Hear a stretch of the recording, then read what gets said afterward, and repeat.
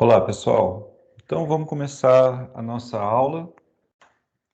Essa é a segunda aula. A primeira foi foi ao vivo, síncrona, e eu não vou ter tempo de editar essas aulas, então talvez tenha alguns erros, ah, mas eu espero que a qualidade de som esteja boa e que vocês consigam entender, tá bom? E qualquer coisa a gente vai melhorando ao longo do semestre.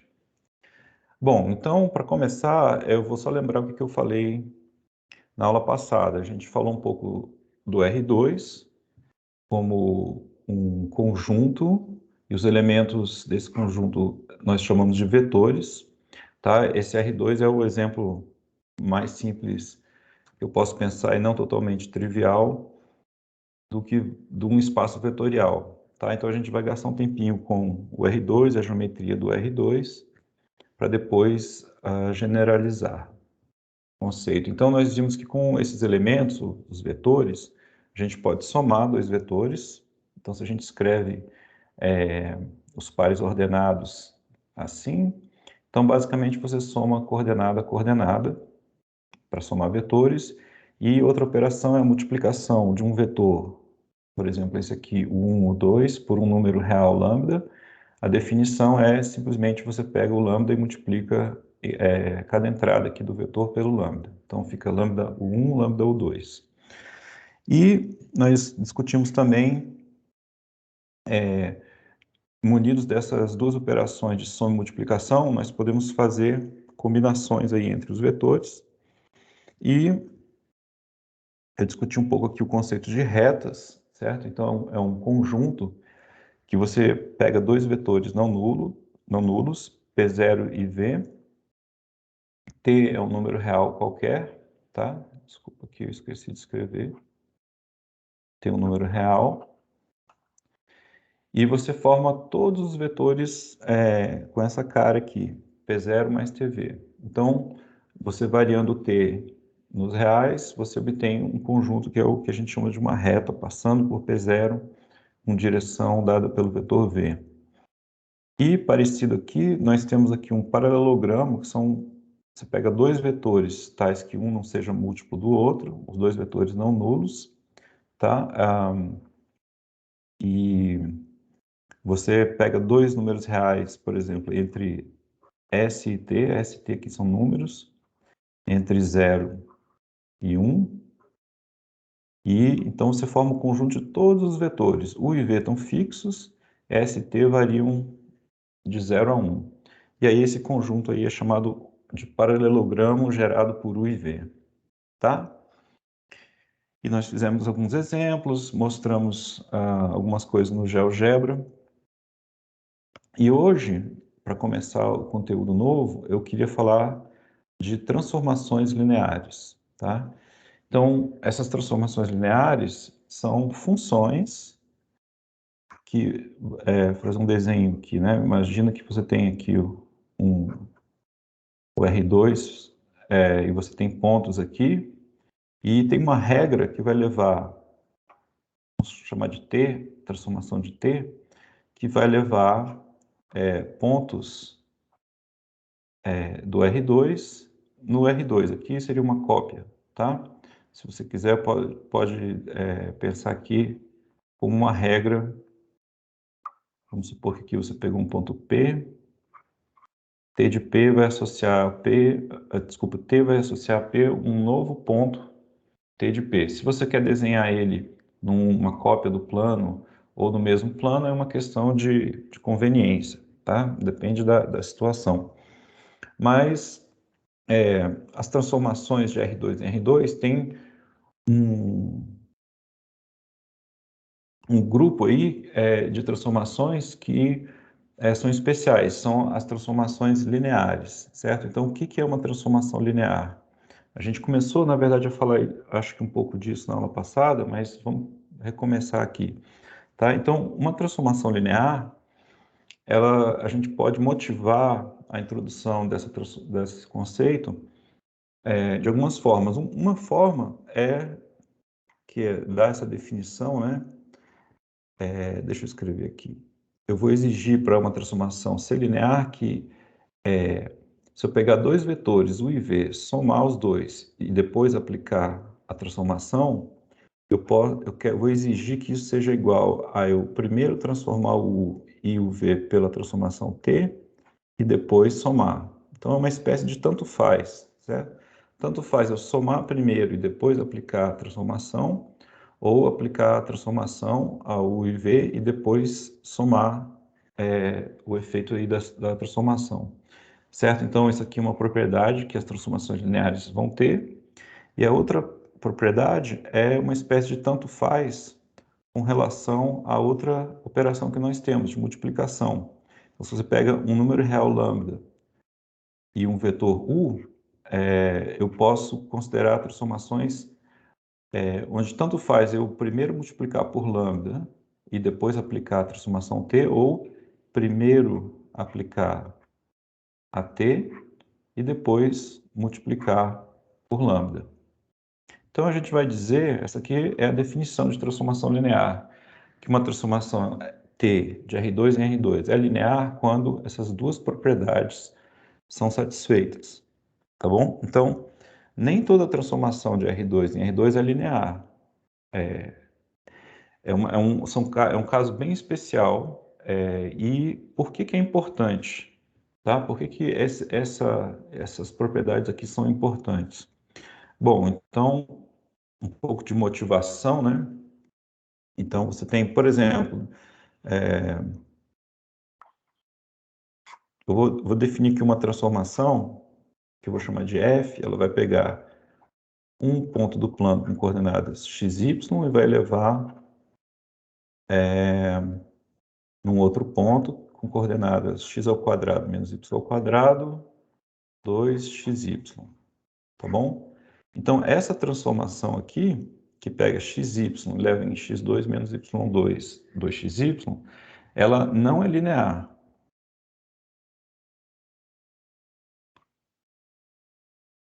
Por que que ela não é linear?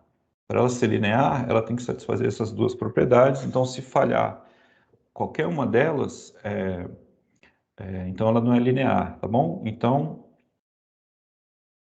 a gente poderia, por exemplo, pegar e multiplicar o ponto xy, ou o vetor xy, por um número, né?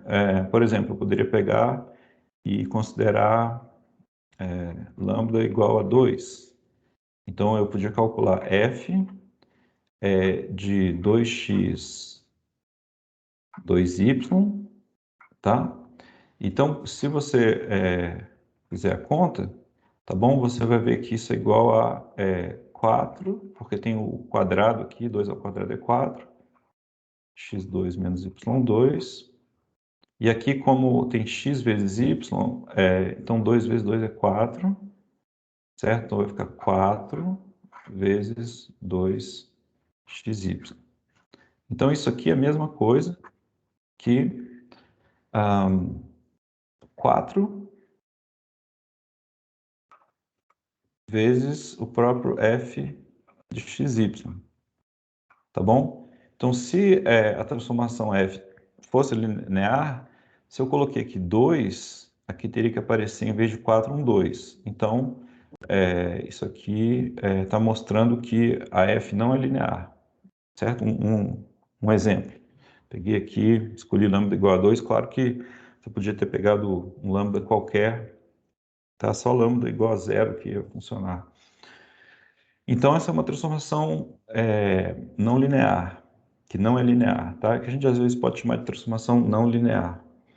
Bom, então, o que acontece é que na prática, quando a gente vai estudar transformações do plano no plano, muitas transformações não são lineares, mas as transformações que não são lineares, tá? Então, isso é uma motivação. As transformações não lineares,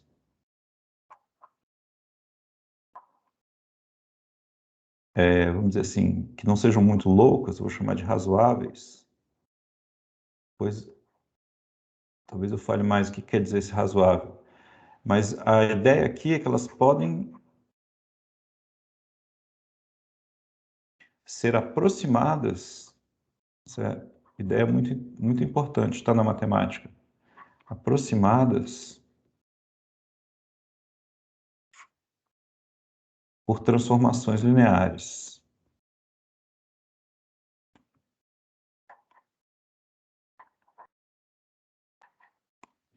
Então, para não ficar muito abstrato, a gente pode pensar assim, uma coisa que vocês vão ver no cálculo, né, uma ideia fundamental do cálculo. Por exemplo, você tem aqui uma função de R em R, eu vou desenhar o gráfico dessa função aqui, tá certo? Então, por exemplo, essa função aqui, o gráfico dela não é uma reta, não é um objeto linear, mas se você olhar para a reta tangente,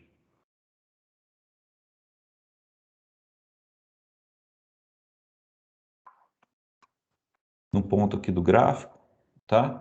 Então, se você estiver olhando só um pedacinho bem pequenininho aqui do gráfico, o gráfico e a reta tangente são muito parecidos, tá? Então, nesse sentido, você tem um objeto mais simples, que é a reta tangente, que aproxima bem localmente, pertinho de um ponto ali, o objeto mais complicado, tá? Então, essa ideia, você pode generalizar ela para transformações de R2 em R2, ou de R3 para R2, R2 para R3. Você pode escolher a dimensão aí do seu espaço. Essa ideia é muito importante, é uma ideia fundamental do cálculo, tá? Então, às vezes, você quer resolver um problema que tem uma não linearidade, uma primeira ideia é você tentar aproximar esse problema não linear por um problema linear, tá? Então, isso motiva muito a o estudo dessas transformações lineares. Uma outra motivação é que alguns processos importantes da natureza também são lineares, tá? Sem, sem aproximações, mesmo, você pode ter operações importantes que são lineares, tá? Então, as transformações lineares, duas motivações, é porque elas aparecem na natureza de maneira natural, e a outra é que quando a transformação que aparece na natureza ou na matemática não é linear, você pode usar o que você sabe de transformações lineares para entender essas coisas mais complicadas que são as não lineares. Tudo bem? Então, vamos continuar. Aqui uma observação que é muito importante, observação, né? Eu vou fazer essa observação. Antes de fazer a observação, eu vou definir aqui dois símbolos. Eu vou chamar de E1, E subíndice 1, eu vou ler isso como E1, aqui é um 1, tá, gente?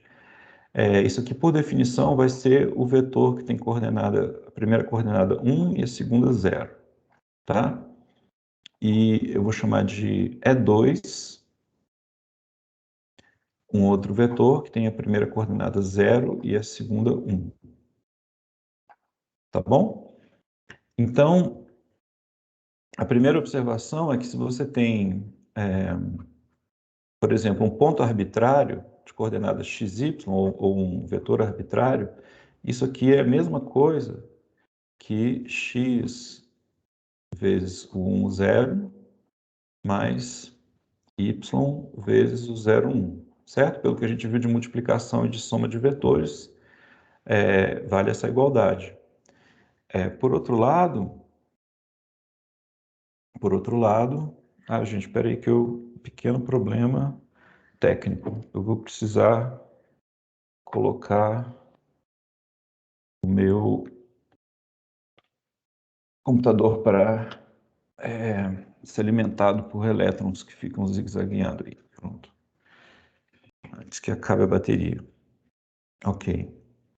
Então, continuando.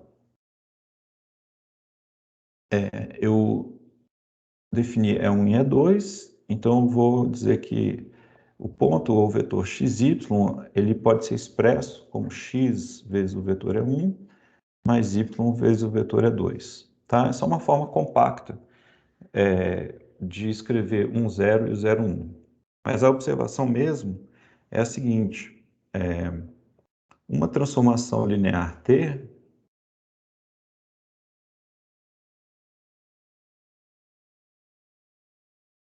ou uma transformação linear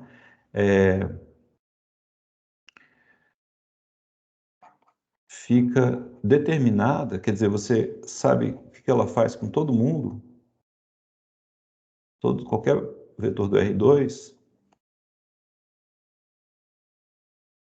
se sabemos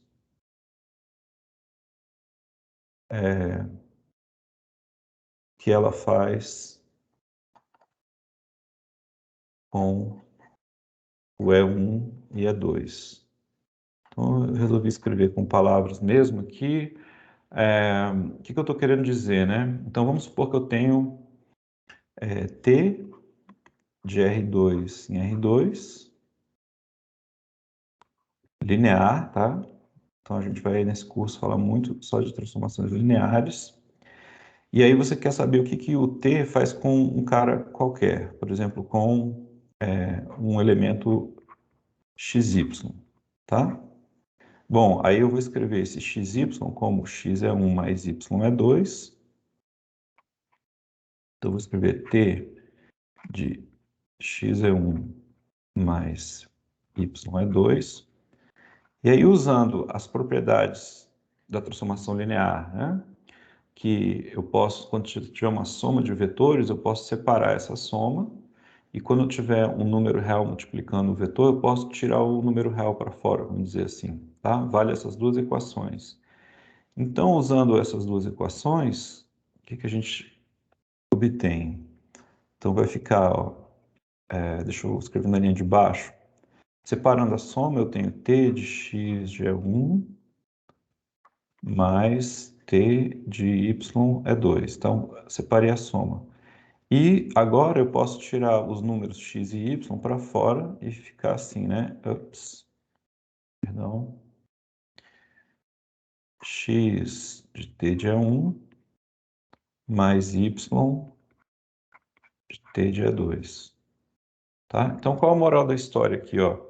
Se eu souber quem é t de E1, o que a t faz com E1 e o que a t faz com E2, eu sei o que a t faz com qualquer vetor de coordenadas x, y. Basta eu pegar o x, o número x, multiplicar pelo t de E1, supondo que eu conheça esse t de E1, e pegar o y, multiplicar por t de E2, supondo que eu conheça o t de E2, e somar, tá?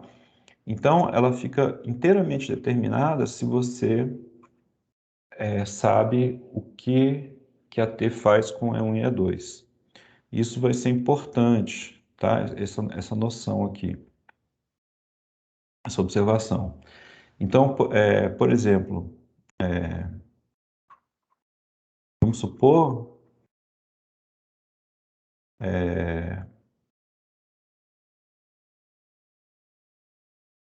que você tenha assim, T de E1 seja um camarada com coordenadas, por exemplo, AB,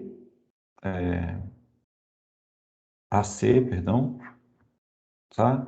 E T de E2 seja um camarada BD, onde A, B, C e D são números, tá? Números reais. Então, vamos supor que você tem uma T linear e aconteça isso. Então, se você pegar T de um ponto XY, tá? Isso vai ser igual a x do T de E1, x do T de E1, mas o T de E1 eu estou dizendo que é o camarada com coordenadas AC, e mais, olhando aqui para cima, y, T de E2, perdão. T de E2, que é BD. Então, eu posso escrever isso aqui como sendo AX, primeira entrada, AX mais BY, e a segunda entrada vai ser CX mais DY. Tudo bem? Então, a gente está vendo aqui, ó, que uma transformação linear, ela depende essencialmente da escolha de quatro números, que eu chamei de A, B, C e D. E esses A, B, C e D, o A e C são as coordenadas do T dia 1 e o B e D são as coordenadas do T dia 2. Tá? Então, nós temos esses quatro números definido a transformação linear. Tudo bem? Então, agora eu vou, antes de fazer exemplos concretos, tá? Eu vou começar a falar de uma relação importante, relação entre transformações lineares,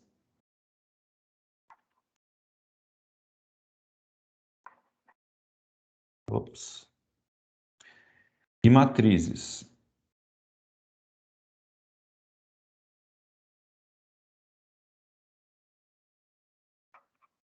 Então, eu acho que todos vocês têm alguma familiaridade com matrizes lá do colégio, mas a gente vai revisar isso aqui também, tá? Então, não estou assumindo que vocês sabem nada sobre matrizes, mas vamos lá, ó.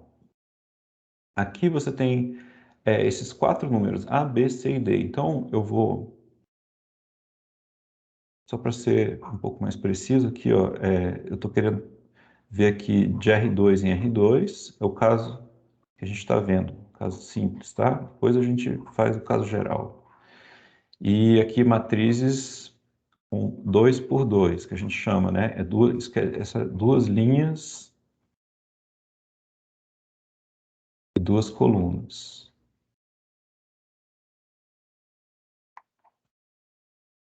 Ok.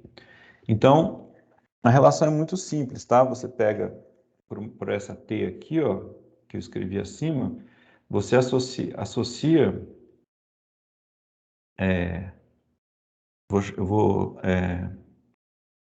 associamos a transformação T à matriz, que eu vou dar um nome um pouquinho diferente de T, né? Mas eu vou botar assim, ó, vou escrever uma notação assim. Isso aqui vai ser uma matriz com entradinhas A, B, C e D, tá bom?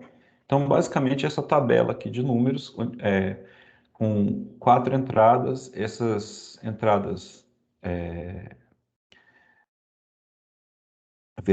horizontais aqui são as linhas e essas aqui são as colunas, tá bom? Então, por exemplo, isso aqui é o elemento da primeira linha, primeira linha, segunda coluna, etc. Tá bom? E aqui associamos, perdão, a gente pega essa transformação T, que depende de quatro números, a gente coloca os quatro números assim, tá? Depois a gente vai ver por que isso é útil. E ao ponto, ou ao vetor, que a gente, ao par ordenado de números reais aqui, nós associamos é, a matriz, chamada matriz coluna, porque ela só tem uma coluna, tá? Então, são chamadas de matriz coluna, essas matrizes com uma só coluna. Assim. Então, você pega os dois números reais e escreve, bota eles aqui assim, tá? E aí, se você fizer esse produto aqui, ó, de matrizes,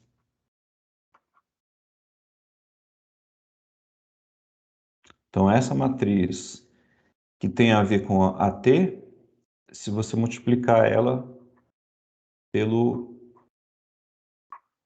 pela matriz coluna que tem a ver com o vetor, o que você obtém, né? Então, só lembrando como é que a gente multiplica, né? Você vai pegar isso aqui, o resultado dessa multiplicação vai ser uma nova matriz com uma coluna e duas linhas, E para obter os elementos dessa matriz, você vai fazer A vezes X, primeiro elemento dessa linha com o primeiro elemento dessa coluna, mais o segundo elemento dessa linha, vezes o segundo elemento da coluna. Que é o que a gente aprende lá no colégio, tá? De uma maneira, talvez, assim, sem as pessoas explicarem por que a gente está inventando uma coisa assim, tá? E agora, eu vou fazer a segunda linha aqui, é CX mais DY, tá bom? Então, ó, esse camarada aqui é um vetor coluna e eu posso associar a ele um ponto ou um vetor, né, do R2, que seria basicamente pegar esses dois números reais que apareceram aqui e escrevê-los como um par ordenado.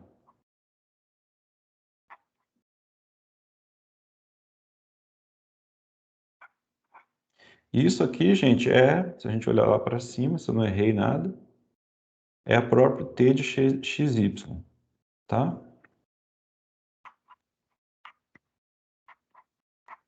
Então, em outras palavras, a gente pode pegar a informação que determina a transformação linear e colocar isso nesse arranjo aí de números e definir uma multiplicação de matrizes para você chegar ao resultado, que é o que a t faz com um vetor qualquer, tá? Então, a gente vai usar matrizes e esse produto de matrizes para operar com essas transformações lineares.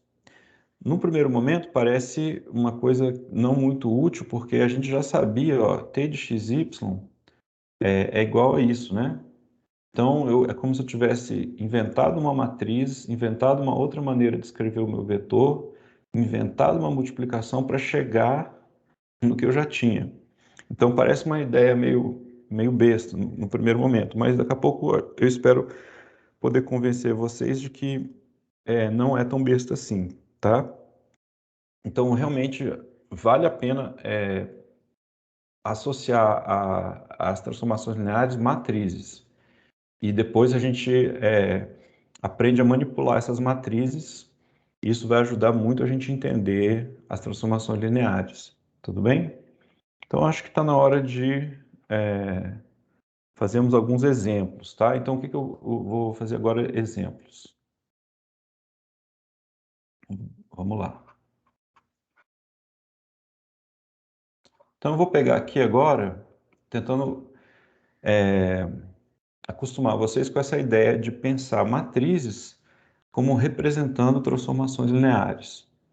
Tá? Então, no caso aqui, por exemplo, eu tenho essa transformação linear T e eu tenho uma matriz que eu vou chamar de T também, representando ela. Então, eu vou pegar aqui umas matrizes e vamos tentar entender, a partir das matrizes, como é que são as transformações associadas a essas matrizes. Tudo bem? Então, eu selecionei alguns exemplos. Vou escrever aqui umas matrizes, né? Então, são exemplos relativamente simples. Então, esse aqui é um exemplo simples. Deixa eu ver quem eu peguei, por exemplo. Esse aqui, outro exemplo simples.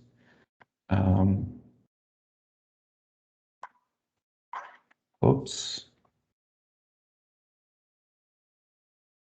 E mais um. Vou pegar aqui um que seja assim.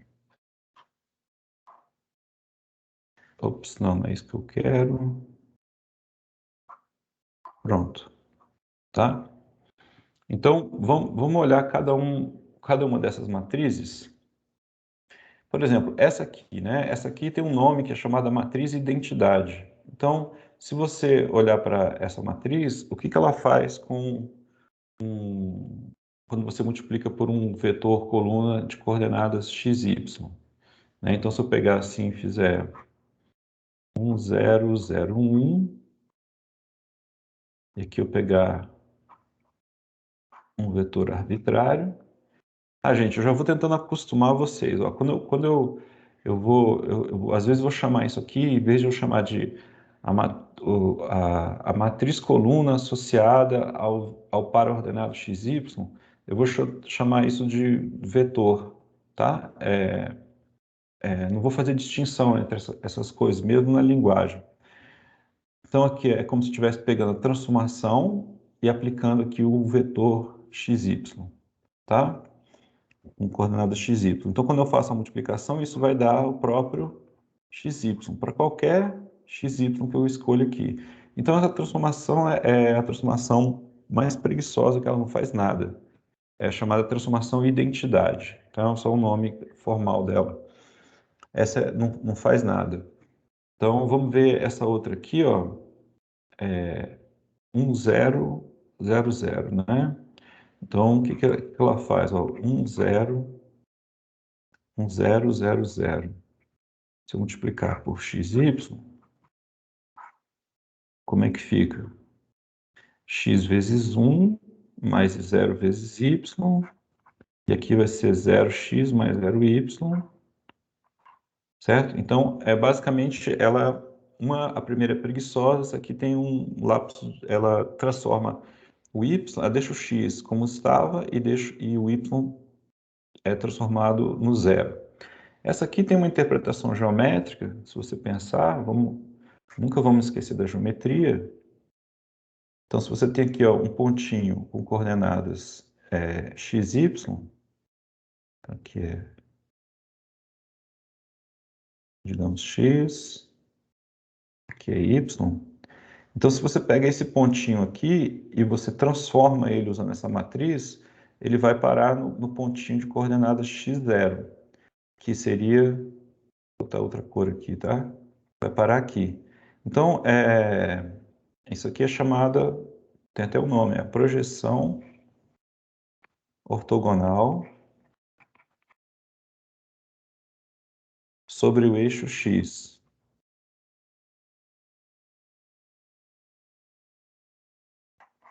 Tá? Então, basicamente, você pode pensar aqui que você tem uma lanterna aqui, você está jogando luz, é como se você tivesse um ponto e você olhasse para a sombra dele aqui no X, né? Ou, se você quiser, se você não gosta de sombra de ponto, tudo bem, né? Você pode simplesmente pensar que você está num planeta com gravidade, a gravidade está orientada assim, e aí você solta esse ponto, ele vai cair e vai bater aqui. Tá? É projeção, chamada projeção ortogonal. Ortogonal vem do fato de que a gente tem um ângulo reto aqui. Tudo bem? Tá, vamos ver aqui outro exemplo. Esse aqui agora. Então, se a gente faz...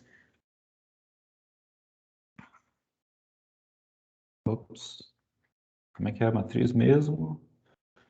1002, né? 1002. Então, vamos multiplicar aqui por xy. Então, como é que fica? Vai ficar x, né? E 2y aqui. Então, agora essa aqui, o que está acontecendo, né? É como se a gente tivesse no eixo x, essa coordenada fica igual e essa aqui, ela é dobrada, tá? Então, geometricamente, como é que a gente pode tentar entender isso? Talvez seja melhor pegar um objeto dentro do plano e ver a imagem desse objeto por essa transformação. Então, vamos pegar um objeto. Bom, um ponto é fácil, é isso aqui, né? Mas vamos pegar um objeto que não seja um ponto, para tentar ver melhor o que está acontecendo. Então, eu vou pegar aqui, por exemplo, um quadrado. Quadrado com os vértices, aonde vocês devem estar vendo os vértices aqui. Tá bom? Então, esse quadrado aqui, aí se eu aplicar essa transformação, ele vai parar aonde? Né? Ele vai ser transformado em que objeto? Então, ó, na coordenada x, aqui, eu não estou tendo nenhuma alteração, mas na coordenada y eu estou dobrando, né? Então, acho que não dá muito trabalho para vocês verem que o resultado da transformação desse quadrado aqui vai ser um retângulo, onde a base aqui mede 1 e a altura aqui é 2, tá certo? Então, ele vai pegar quadrados e vai esticar, né, nessa direção y por um fator 2, tá? E ele vai fazer isso com qualquer objeto, né? Agora, por exemplo, talvez não seja tão óbvio, mas o que acontece? Estou tentando desenhar aqui, você tem que ter paciência com a minha habilidade aqui nessa tela, tá? Então, eu estou querendo pegar aqui um círculo centrado no ponto 0, 0 e com raio 1, tá bom?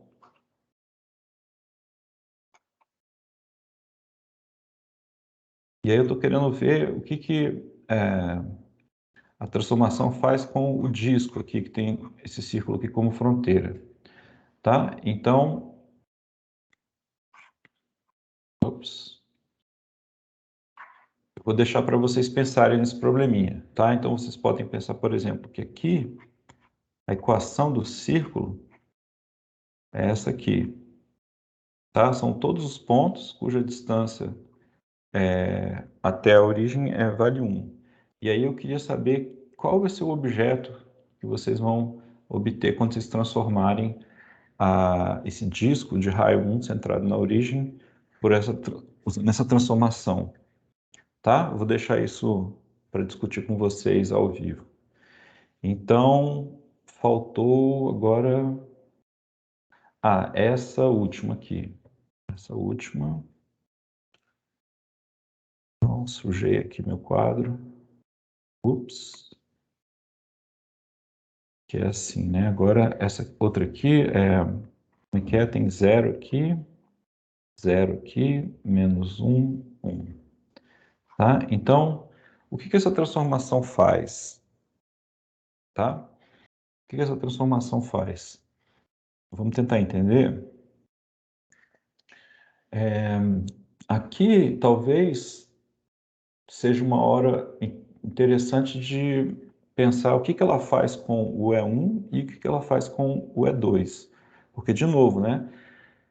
A gente começou a falar dessas transformações lineares e eu falei que era uma observação muito importante essa aqui, né? Que uma transformação linear fica determinada se sabemos o que ela faz com E1 e E2. Então, às vezes, é fácil ver o que ela faz com o E1 e E2. E isso elucida o que ela faz com um vetor geral. É claro que eu poderia pegar e fazer o que eu fiz nos outros exemplos, né? Pegar e fazer assim, x, y, aí, então como é que vai ficar? Vai ficar menos y aqui e x, certo? Aí, geometricamente, qual é a relação entre esse ponto aqui, xy e menos yx? Quer dizer, você trocou a ordem do x e y e trocou um sinal, tá? Mas geometricamente, algebricamente você fez isso, mas geometricamente, o que isso quer dizer, né? Então, vamos fazer uns exemplos aqui, ó, por exemplo. Se eu pego vou botar aqui como se fosse verde aqui, ó, o camarada, o E1 aqui. Tá meio grosso o traço. Vamos supor que isso aqui é o E1. E aí, quando você transformar o E1, olha só, o E1, ele, lembrando, né, tem coordenadas, a primeira é 1 e a segunda é 0. Então, quando você aplicar essa transformação aqui, usando essa matriz, você vai ter o valor de x é 1, né? Então, você vai ter o 0, 1, certo? O 0, 1. Então, você passou desse camarada aqui, ó, para esse aqui.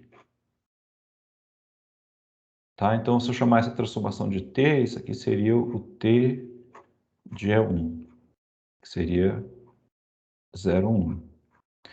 Então, aconteceu isso, e se a gente pegar, por exemplo, o E2, que é justamente o E2, né? Se eu pegar o E2, eu vou fazer um outro desenho aqui, tá? Ops. Fazer um outro desenho. Se eu pegar agora o E2,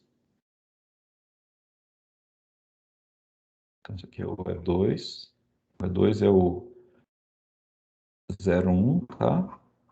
Quanto que é o T de E2, chamando essa transformação de T? Então, ó, é só olhar para essa expressão aqui, né? No caso aqui, o y vai valer 1 e o x vai valer 0. Então, eu vou parar no menos 1, 0, que seria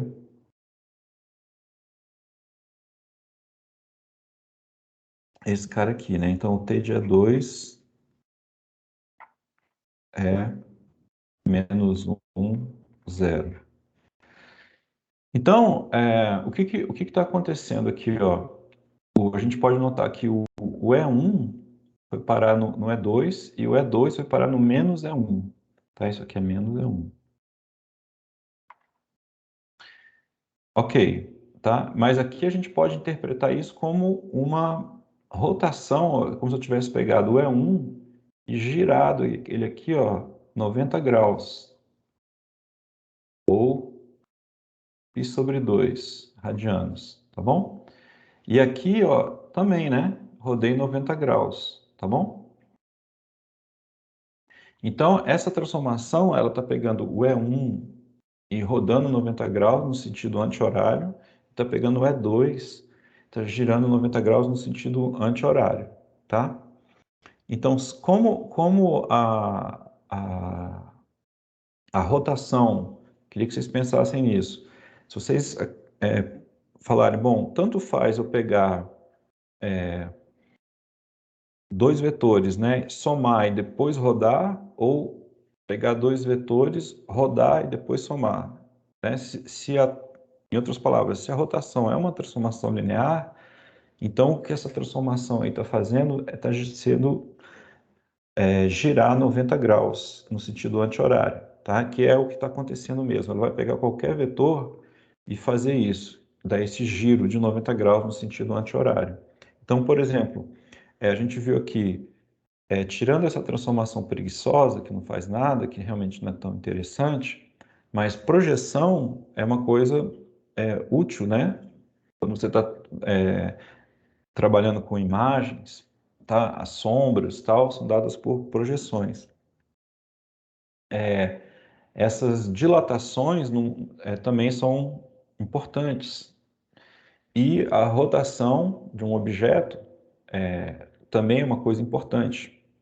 Tá? Então, assim, se você for pensar num videogame em 2D, várias dessas transformações de projeção, de rotação estão sendo utilizadas, ou dilatação numa direção estão sendo utilizadas no videogame. Tá? E em 3D você vai ter o análogo, as transformações análogas. Então são coisas muito úteis para você animar objetos, representar objetos, tá? Ok. Então temos esses exemplos aqui. E então esse exemplo aqui é uma rotação, ele representa uma rotação de π sobre 2. Tá? Eu vou usar radianos, né? Tá? Matemático usa radiano. Então, rotação de π sobre 2 no sentido anti-horário.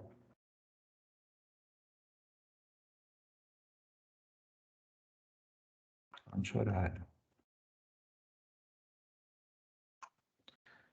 Tudo bem. E agora, eu queria continuar aqui e fazer uma pergunta. Claro que, como essa aula não é ao vivo, eu não vou poder esperar a resposta de vocês, tá? Mas mesmo assim, eu vou colocar a pergunta para vocês pensarem enquanto estão assistindo o vídeo. E a pergunta é a seguinte: será que a composição de transformações lineares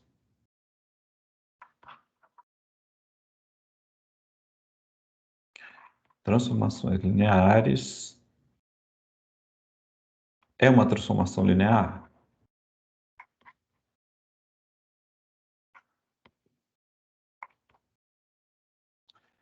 É uma transformação linear.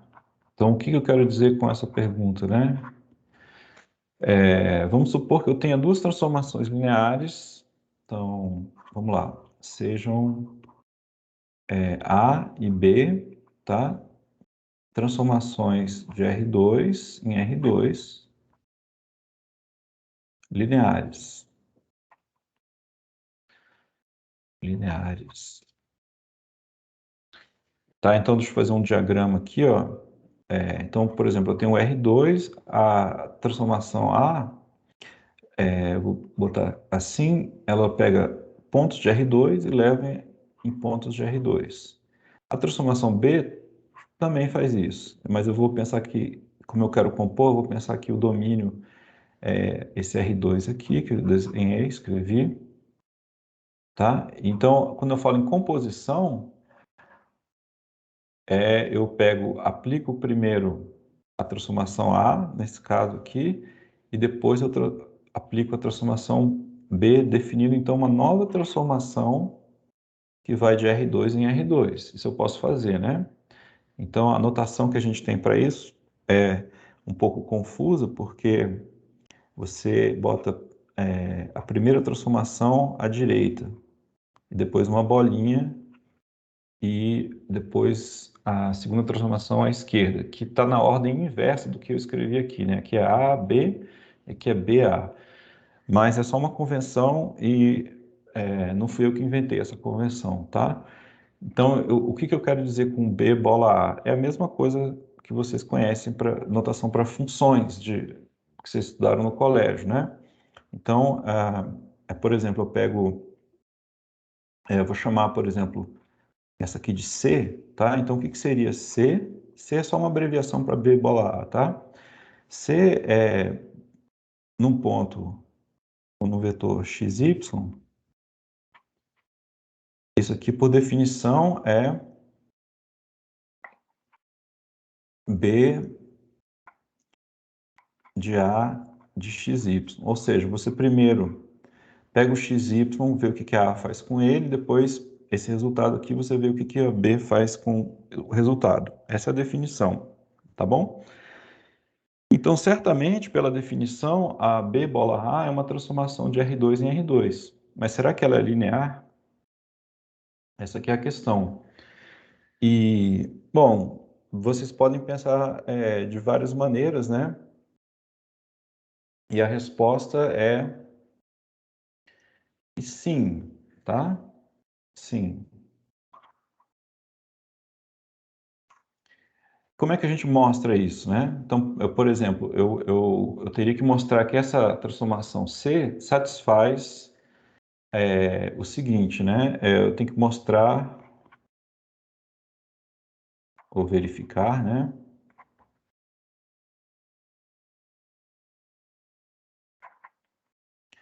Que, por exemplo, se eu pego dois vetores, eu pego C de U mais V, dois vetores U e V, C de U mais V tem que ser igual a C de U mais C de V, tá certo? E se eu pegar um número real, lambda, multiplicar por um vetor U, então C de lambda U tem que ser igual a lambda C de U, tá? E como é que a gente verifica, por exemplo, essa primeira igualdade aqui? Basicamente, a gente procede da maneira quase mecânica, usando as propriedades que a gente conhece sobre B e A, que são lineares, tá? Então, aqui a gente vai usar que A e B são lineares, e aí fica relativamente simples isso aqui, né? Então, C de U mais V, isso pela definição da aplicação C, né? É a mesma coisa que B de A de U mais V, tá bom? Aí você usa pela linearidade da A, você pode escrever, vou escrever aqui na linha de baixo, que isso aqui é B, A de U mais A de V. Usei a linearidade da transformação A. Agora eu posso usar a linearidade da transformação B para separar essa soma aqui. Então, isso aqui vai ser B de A de U mais B de A de V. Mas pela definição de C, né, que C é a composição de B com A, então isso aqui é a mesma coisa que essa primeira parcela é C de U e a segunda parcela é C de V. Tá bom? Então, aqui a gente verificou que C de U mais V é C de U mais C de V. E a segunda igualdade, vocês podem brincar aí e verificar que é bem simples. Tá? Então, a composição de transformações lineares é uma transformação linear. E aí a gente pode se perguntar, já que essa B bola A é linear, é uma transformação linear, né? Então, a gente viu que toda transformação linear do R2 em R2 tem uma matriz associada a ela. Então, a pergunta natural que eu acho que a gente pode fazer é qual é a matriz associada a B bola A?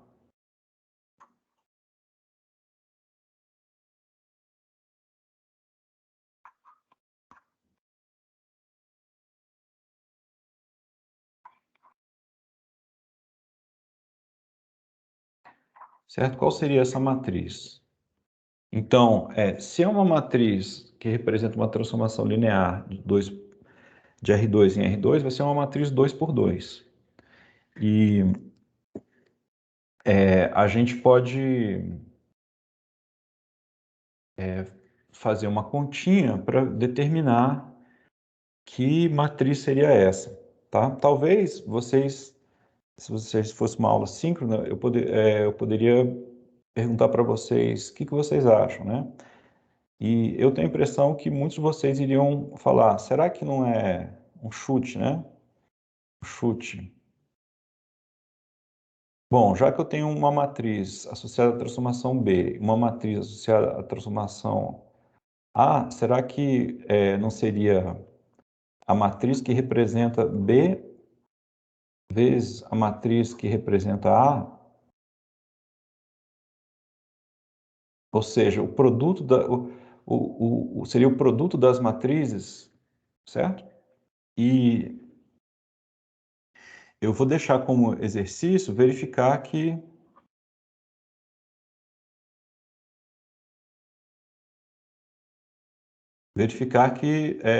está certo isso aqui, tá? Então, se você pensou, será que não é B vezes A? Tenta provar que é B vezes A, as matrizes, tá? Dá uma lembrada lá do material do colégio, como é que multiplica matriz 2 por 2, essas matrizes. Mas a gente pode discutir, né, quando a gente for falar dos exercícios, tá? Então, de uma certa forma, isso justifica, esse fato que eu estou deixando como exercício, justifica a introdução da multiplicação de matrizes. Então, no colégio, a gente vê essa multiplicação de matrizes como uma coisa um pouco arbitrária, né? Chega um belo dia e alguém fala, olha, hoje vamos aprender a multiplicar matrizes. Mas não tem uma motivação boa. Pelo menos eu, quando fui aluno, não me motivaram bem, né? E para mim, modernamente, a grande motivação é o fato de que se eu componho transformações lineares, isso continua sendo uma transformação linear, então tem que ter uma matriz que representa essa composição, tá? E já que eu tinha a matriz associada a B e a matriz associada a A, então eu poderia até definir o produto de B com A como sendo a matriz que representa B bola A, certo? B composta com A. E é isso que acontece. Então, assim, essa definição de multiplicação de matriz, que é um pouco esquisita no primeiro momento, ela é muito natural se você está pensando nas matrizes como representando transformações lineares. E para terminar, eu queria, usando esse fato aqui, né, eu queria pensar agora no último exemplo, que seria isso aqui, ó.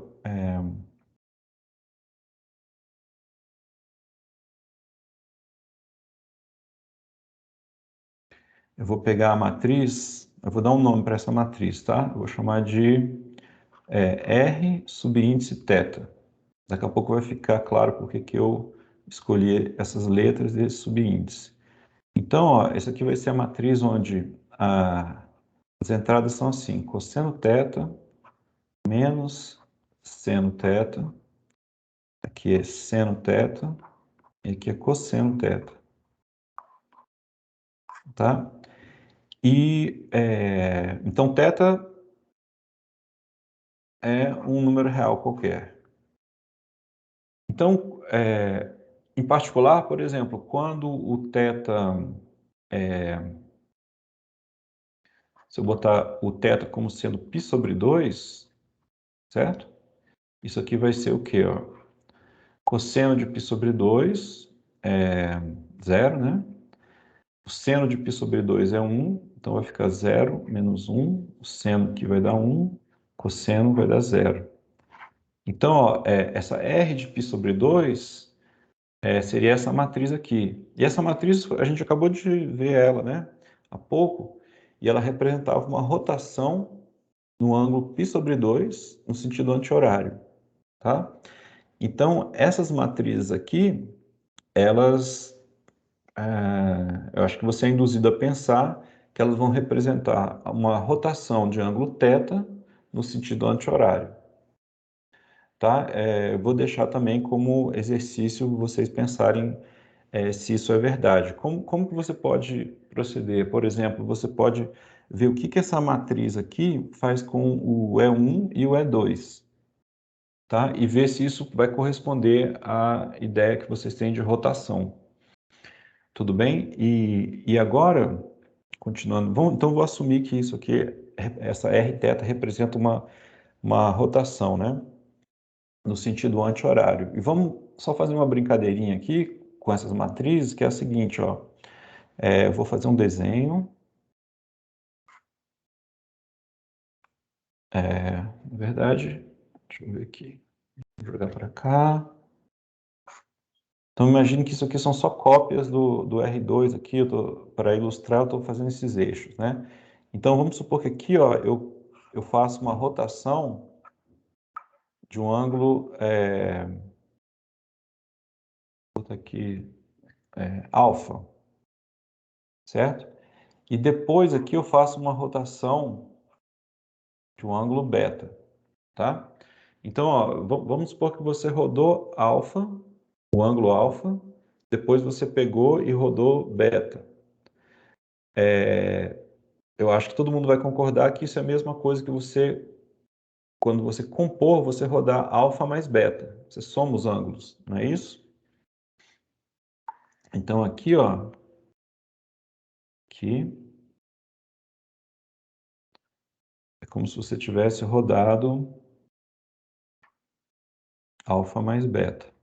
Então vamos ver como é que, usando aquela ideia de que a composição de transformações, como é que ela se relaciona com o produto de matrizes, né? Então o que eu estou escrevendo aqui, ó, é o seguinte, aqui, a rotação de um ângulo alfa mais beta é a mesma coisa que eu primeiro rodar alfa e depois rodar a beta.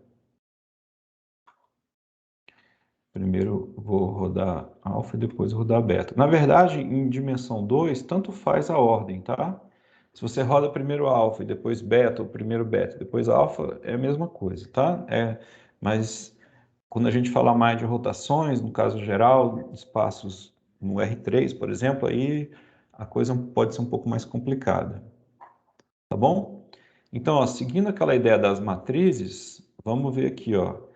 Agora, passando aqui para as matrizes, né? Vamos olhar para as matrizes. Então, ó, essa... Ah, gente, aqui, desculpa, eu estou fazendo uma coisa que é natural que nós façamos, mas pode estar causando confusão. Eu aqui, ó, estou dando o mesmo nome para transformação e para matriz, tá?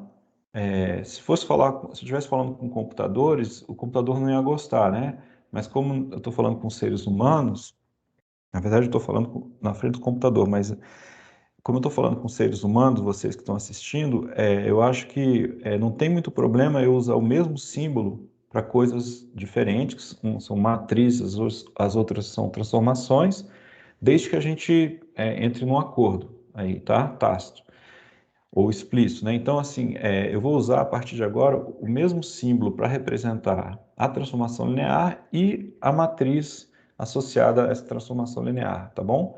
Para não ter que ficar escrevendo toda hora, em vez de escrever T para transformação e assim para matriz, que cansa ficar fazendo isso, tá? Eu vou escrever T, espero que não cause confusão. T para matriz também, tá bom? Então aqui, ó, como é que... Então eu só queria verificar aqui com vocês o seguinte, ó. Essa R de alfa mais beta, pelo que eu escrevi, seria cosseno de alfa mais beta menos seno de alfa mais beta, seno de alfa mais beta e cosseno de alfa mais beta, tá certo? E essas outras aqui, né? Seriam onde tem o θ, aqui eu botar alfa no caso e beta no outro, tá? Agora vamos fazer o produto. Então, o que eu estou colocando aqui é que a matriz, essa aqui, vai ser o produto das matrizes R beta com R alfa. Então, deixa eu fazer esse produto e ver se a gente obtém uma coisa interessante. Então, vamos lá. Então, eu vou botar assim, cosseno, estou multiplicando primeiro aqui à esquerda o beta, né? R beta. Então, cosseno beta menos seno beta, cosseno beta, vezes, agora a mesma coisa, trocando beta por alfa, né? Cosseno alfa menos seno alfa, cosseno alfa. Tá, então quanto que vai dar isso, né?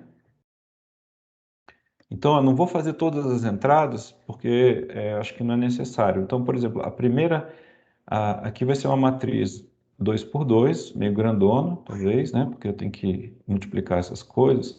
Então, o elemento da primeira linha, primeira coluna, eu obtenho assim, eu multiplico esse cosseno beta com esse cosseno alfa, depois eu somo com o produto de menos seno beta, seno alfa. Então, vai ficar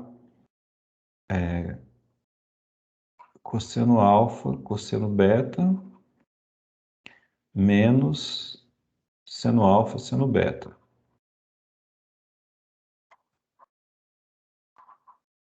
Tá certo? E eu poderia fazer os outros elementos aqui da mesma maneira, mas vai ficar apertado aqui para escrever e eu acho que não precisa. O ponto aqui desse exemplo é o seguinte, ó, esse produto de matrizes, ele vai ser igual a essa matriz. E a igualdade entre matrizes é quando cada entradinha corresponde do lado esquerdo, corresponde à entradinha do lado direito. Então aqui, por exemplo, se a gente olha para a primeira linha e primeira coluna dessa matriz é cosseno de alfa mais beta. Primeira linha e primeira coluna dessa matriz é o que eu acabei de calcular, é cosseno alfa, cosseno beta, menos seno alfa vezes seno beta.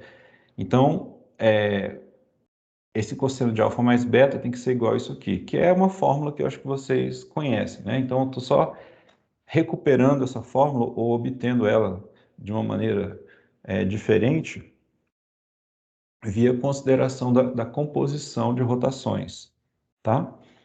E, e uma outra coisa que eu queria comentar sobre as rotações é o seguinte, se você, quando você, perdão, então, em R2, em R2, a composição de rotações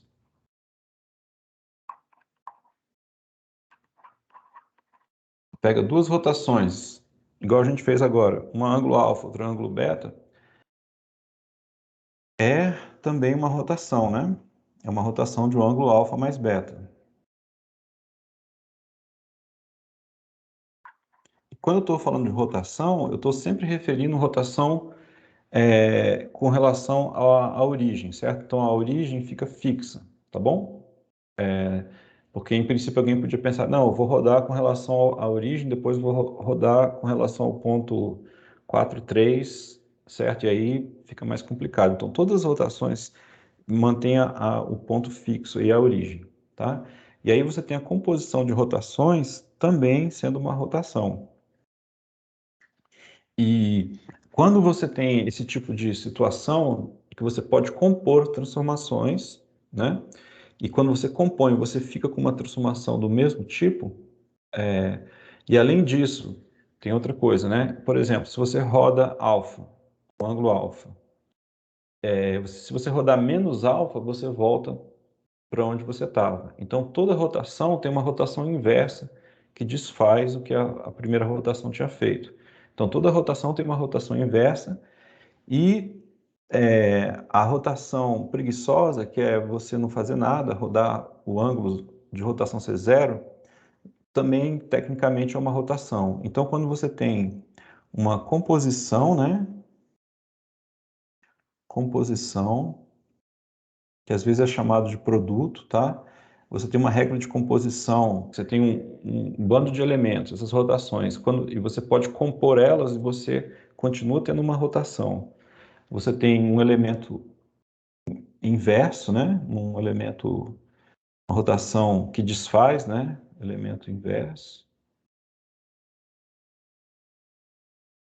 E você tem um elemento preguiçoso, e o elemento que é chamado de identidade, que não faz nada. Identidade. Quando você tem essas três coisas aqui, você tem aqui uma noção muito importante da matemática, que é a noção de grupo, tá? Não é um pessoal que se reúne, tem uma definição precisa, o que vem a ser um grupo. É uma definição das mais importantes da matemática, tá? Então, o, essas rotações, ela constituem um grupo no sentido matemático, é um exemplo importante. E para terminar, eu vou deixar a pergunta, né? Aqui, ó, em R2, a gente estava vendo aqui, deixa eu ver se eu consigo fazer isso. Ah, não, vou escrever mesmo. Em R2, eu acho que é simples você ver que a composição de rotações também é uma rotação. E a minha pergunta para finalizar essa aula é a seguinte: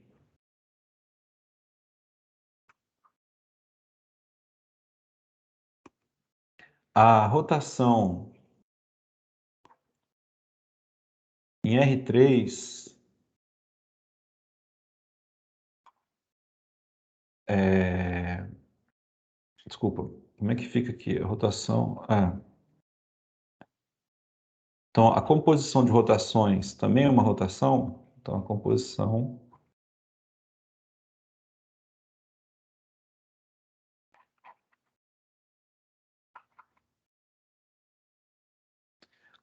de rotações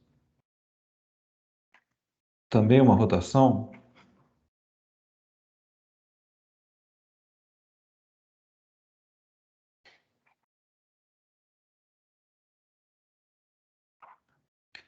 Então, no R3, assim, vocês podem pensar o que seria uma rotação no R3, né? Então, deixa eu só tentar fazer um desenho não muito bom, porque eu estou aqui com essa canetinha aqui, difícil. Então, em vez de ter só eixos X e Y, agora eu tenho um Z na vertical, tá? Acho que vocês estão acostumados com esse tipo de desenho. Então, uma rotação no R3, o que eu estou querendo dizer com isso? Vai manter esse ponto, o ponto 000 fixo, tá bom? E basicamente você vai escolher aqui uma direção, um eixo de rotação, e você vai rodar mantendo esse eixo fixo por um certo ângulo, tá? Você pega, por exemplo, se fosse, você pega assim a direção norte, e aí você gira sei lá, 90 graus, mantendo a direção norte-sul aqui fixada. Algo assim, tá? Então, a minha pergunta é se você pegar e escolher uma rotação, por exemplo, em relação ao eixo norte-sul, roda um certo ângulo. Depois você pega um eixo, sei lá, partindo, por exemplo, supondo que a Terra é esférica, né, aproximadamente esférica, saindo um eixo que sai do centro da Terra e passa por, sei lá, Brasília. Se define um eixo. Aí você roda um certo ângulo com relação a esse eixo definido por Brasília. Aí será que a composição dessas duas rotações que eu mencionei pode ser expressa como uma terceira rotação com relação a um eixo? Ou será que isso não dá certo sempre? Tá? Pense um pouquinho e a gente discute nos exercícios. Então, eu vou parar por aqui. Até.